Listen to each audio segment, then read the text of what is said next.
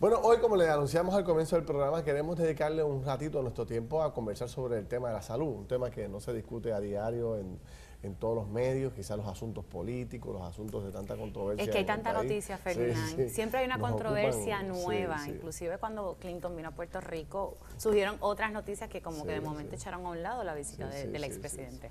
Y es importante saber cómo está la salud del pueblo, es un tema fundamental. No Es un podemos tema que dejarlo. los puertorriqueños abordan todos los días, tal vez sin percatarse que lo Correcto. tienen que tratar. Sí, sí. Miles de puertorriqueños acuden diariamente a sus citas, ya sea por alguna emergencia particular o las citas rutinarias. ¿Cómo se siente estos que reciben o que tienen la tarjeta del gobierno de Puerto Rico a la hora de buscar un servicio? Pues quién mejor que Ricardo Rivera, el director ejecutivo de ACES, para hablarnos un poco de eso. ¿Cómo estás, Ricardo? Muy bien, buenas noches y gracias por Bienvenido. permitirme estar en el programa. Saludos, Gracias, Ricardo. Si hiciéramos, cuando tú hiciste la radiografía del sistema de salud, porque tuviste que hacer una radiografía para poder decidir para dónde vas, si para la derecha, para la izquierda, para el norte, para el sur, ¿qué te dice esa radiografía inicial de la tarjeta de salud del pueblo de Puerto Rico? La radiografía lo que me dice es que hay un sistema que es bien rico en beneficios, porque tiene unos beneficios bien buenos, pero a la misma vez tiene unas áreas de oportunidad a nivel operacional, especialmente en la fiscalización. No se puede solamente contratar a estas aseguradoras que dan este servicio y dejarlas que ellas corran el modelo. Hay que fiscalizar para asegurar que para lo que se contrataron, ellas dan ese servicio a la gente de Puerto Rico. Cuando usted llegó a CES, ¿esa fiscalización se estaba dando de forma eficiente? La realidad es que cuando yo llegué a CES no estaba dándose eficientemente y eso lo expresan los números. Cuando yo llegué, habían 0 casos en investigación. Cero. O sea, Cero ni un casos. caso. 0 casos. El Porque no Departamento había- de Cumplimiento como- no tenía ningún caso en donde estaban investigando ninguna situación en un sistema que abarca 1.6 millones de O personas. sea, que ACES no había identificado deficiencia alguna dentro del proceso. No necesariamente que había identificado deficiencia, ¿verdad? Pues durante todos los años siempre se hablan de las mismas cosas, pero no había una querella investigándose, no había nadie que había traído una situación. Entonces, ¿Pero los ciudadanos se querellan o tampoco se querellan los ciudadanos? no, sí se querellan y no solamente los ciudadanos, hay instituciones también que se Ajá. querellan y nosotros, Médicos. y los médicos, pacientes, de todo. Y entonces lo que nosotros hicimos fue reforzar el Departamento de Cumplimiento, Ok. buscar dentro de todas las gavetas para sacar todas las investigaciones que estaban archivadas para asegurarnos de que estaban, de que se habían completado correctamente. Y básicamente, para hacer una larga historia corta, actualmente nosotros hemos revisado más de 85 investigaciones, hemos cerrado ya como 35, una de ellas resultó en una sanción de $1 millón a una ¿Y de de qué las son las aseguradoras. Las Y quejas. las quejas van desde que no me dieron el acceso al medicamento o me están impidiendo ir a ver a un especialista, hasta el médico me dio un servicio que no necesitaba. Tengo uno de los casos que le hicieron una operación y pues el paciente no necesitaba la operación. ¿Y a qué atribuyes la dejadez previa para no haber intervenido con todos esos señalamientos? Porque obviamente eso afecta el sistema. En la medida que se van acumulando esas quejas sin atención, el pueblo sigue acumulando un malestar Sí. sobre la estructura, sobre la administración. Yo creo que es una combinación de elementos y yo creo que dos elementos básicos es, número uno, recursos, ¿verdad? No habían suficientes recursos y número dos, no pensar fuera de lo normal para resolver eso. Y le doy un ejemplo. Actualmente ACES tiene 55 empleados. Eso es lo que quedó después de la Ley 7 y la Ley 70. Usualmente era una organización de casi 100 empleados. Pues obviamente tienen la mitad de los recursos para hacer Todo el trabajo que una se hace. fiscalización de un programa que es mucho más grande hoy de lo que era hace 10 años. Y entonces, ante eso, tú tienes solamente dos opciones. Una es llorar de que no tienen los recursos y otra es pensar cómo vas a resolver el problema. Pues nosotros lo que hicimos fue... O llorar mientras piensas.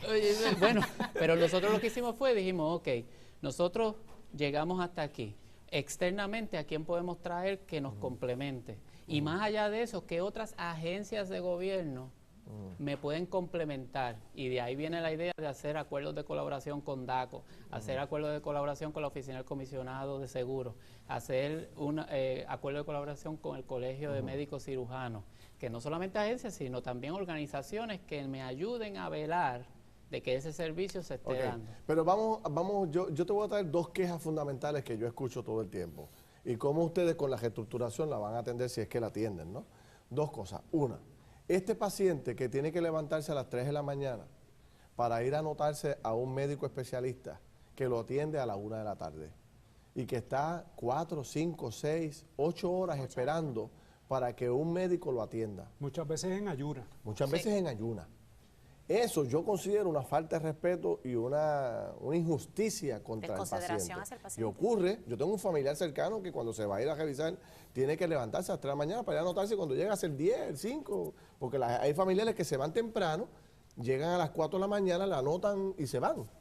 ¿Eso lo vamos a cambiar o lo vamos a tocar? Y el segundo punto, para hacer las dos y contéstame las dos ahí corriditas, es este paciente indignado que quiere ir a un especialista y su médico general dice, no, tú no necesitas especialista, pero mira, y empieza ese debate y termina la aseguradora por allá mandando si realmente necesita o no necesita el especialista. ¿Cómo se atienden esas dos cosas? Bueno, en la primera, y eso es algo que ya estamos atendiendo, y ahora con estos cambios se van a atender un poco más fuerte, porque el modelo nos ayuda a ser más proactivos en ese respecto, pero en la primera yo me he dado casos, yo me he ido de incógnito, en maones, tenis, camiseta, algunas veces polo, y me tiro a los centros.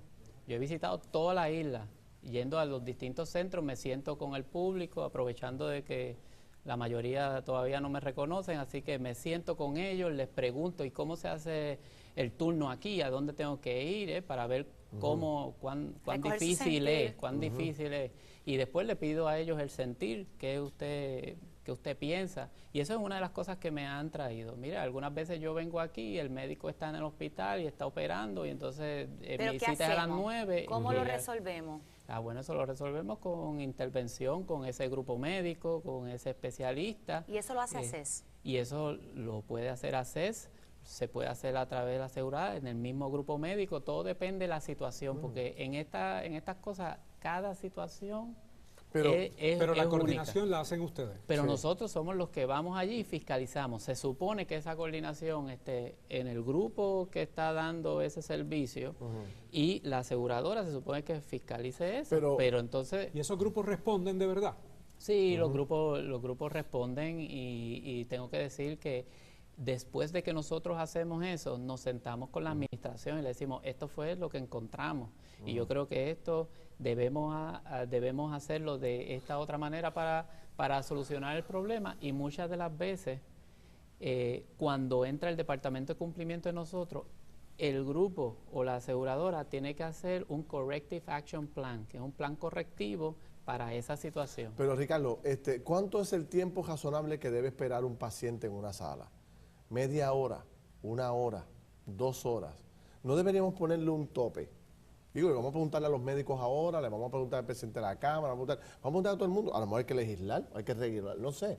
Pero ¿cuánto es el tiempo más que debe esperar un paciente? No, eso no se lo han preguntado a ustedes. La contestación de eso depende de a quién tú le preguntes, ¿verdad? Pero yo hablándote como paciente, y aquí en ACES siempre nosotros nos decimos que vamos a poner en los zapatos del paciente y vamos a ver el mundo hacia afuera. Ustedes son los pacientes. Pues es cero la espera. Y en muchos, tengo que ser también bien justo, en muchos de los grupos médicos, la gente ya tiene su cita. Y llega a esa cita, y la mayoría de ellos son atendidos a la hora que son casos extraordinarios. Algunos dicen que es la escasez de médicos que tenemos en Puerto Rico, que hay muchos especialistas que se están yendo de Puerto Rico y son pocos los que hay, por eso la larga espera. Podría ser en el caso especialista que tú puedas ser un poco más flexible, pero los médicos tradicionales, las oficinas de médicos generalistas, pues hay veces que tú vas y hay 80 personas, o sea, esperando. Con la tecnología, con los cambios que hay, o sea, ya debería haber un proceso más justo, que la gente espere media hora, 45 minutos. Y más allá de eso, hay leyes ya que regulan eso, ¿verdad? Del paciente, de la espera, etcétera.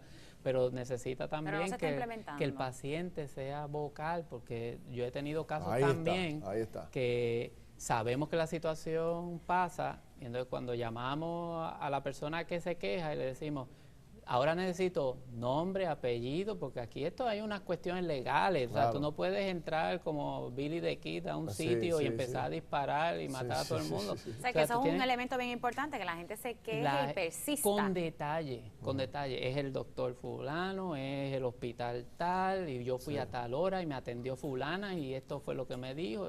Con ese detalle agiliza cualquier investigación. Bueno, eso lo estás atendiendo. El asunto del especialista, y bien poco tiempo, ¿qué me queda?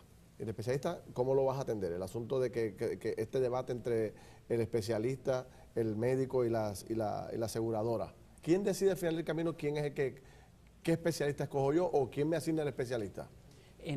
Todo va a depender de la condición que tú tengas y la gravedad de esa condición, pero en la mayoría de las veces es el médico primario, ¿verdad? El que tiene el historial tuyo y entonces pues el que hace esos referidos a esos especialistas.